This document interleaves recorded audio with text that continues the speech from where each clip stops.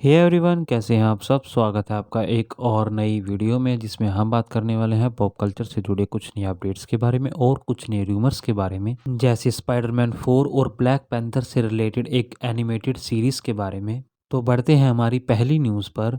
Upcoming movie kingdom of the planet of the apps से कुछ details सामने आई हैं, जैसे कि ये मूवी इसकी लास्ट मूवी से 300 साल बाद टेक प्लेस करेगी और इस मूवी के मेन कैरेक्टर को पता नहीं होगा कि सीजर कौन था, उसकी बैक स्टोरी क्या थी। और इस मूवी को एज ए ट्रिलॉजी प्लान किया गया है, यानी कि इसके 2 पार्ट फ्यूचर में हमें देखने को मिलेंगे। और जैसा कि हम सभी जानते हैं कि captain America brave new world अपने रीशूट्स पर जा चुकी है और कुछ रिपोर्ट्स की माने तो इस मूवी के लिए एक नए राइटर मैथ्यू ऑटन को हायर किया गया है।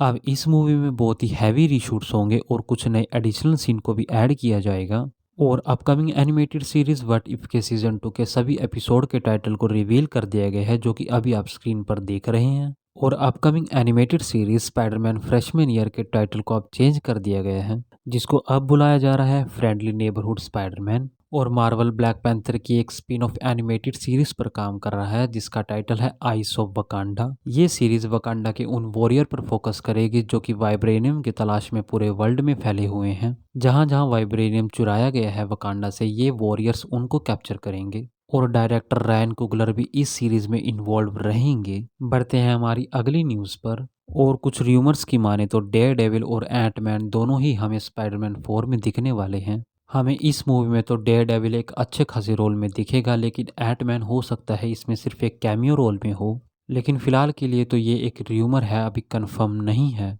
और मार्वल में जीमो को प्ले करने वाले एक्टर डैनियल ब्रूहेल ने ये कहा है कि वो अब जीमो के रोल में वापसी के लिए तैयार हैं। और उन्होंने बताया है कि थंडरबोल्ट्स मूवी में तो उनके कैरेक्टर को लेकर कोई भी प्लान नहीं है और वो चाहते हैं कि कैप्टन अमेरिका 4 जैसे प्रोजेक्ट में उनके कैरेक्टर को लाया जाए। तो गाइस, क्या आप जीमो को एमसीयू में दोबारा देखना चाहते हैं? नहीं, प्लीज़ मुझे कमेंट्स में ज़रूर बताइए। और पर्सनली मैं अपनी बात करूँ तो मैं जीमो का बहुत बड़ा फ़ैन हूँ। मैं बहुत एक्साइटेड था इन्हें थंडरबोल्ट्स में देखने के लिए, लेकिन सैडली अब ये थंडरबोल्ट्स में तो नहीं है। तो खैर, बात करते हैं हमारी अगली न्यूज़ की। एक्टर एलन रिचसन, जिनको हमने रीचर सीरीज और अभी हाल फिलहाल में फास्ट एक्स में देखा था, इन्होंने अपना इंटरेस्ट दिखाया है जेम्स गन के डीसीयू में बैटमैन को प्ले करने के लिए। तो गाइस, क्या आप एलन रिचसन को एज बैटमैन देखना चाहते हैं? नहीं, प्लीज़ मुझे कमेंट्स में ज़रूर बताइए। और जेम्स गन ने यह कंफर्म किया है कि द बैटमैन की spin off series Arkham asylum confirm हो चुकी है, जो कि उनकी डीसीयू में टेक प्लेस करेगी। और इस सीरीज को प्रोड्यूस करेंगे मैट रीव। मैट रीव अपने द बैटमैन यूनिवर्स में तो इन्वॉल्व रहेंगे ही, साथ के साथ ही वो जेम्स गन के डीसीयू में भी शामिल होंगे।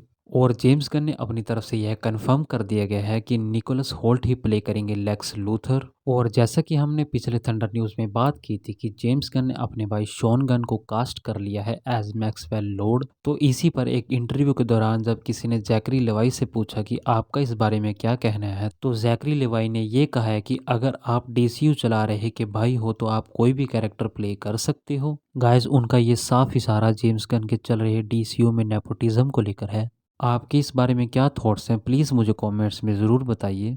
और गाइस, शो 11 को अनाउंस कर दिया गया है, वो भी इसकी रिलीज़ डेट के साथ। ये रिलीज़ होगी 27 सितंबर 2024 को। और गाइस, नेटफ्लिक्स काम कर रहा है स्क्विड गेम्स की एक वीडियो गेम पर। और upcoming horror movie smile 2 movie में कास्ट कर लिया गया है एक्ट्रेस नायोमी स्कॉट को। और गाइस, अब बात करते हैं जोनाथन मेजर्स पर।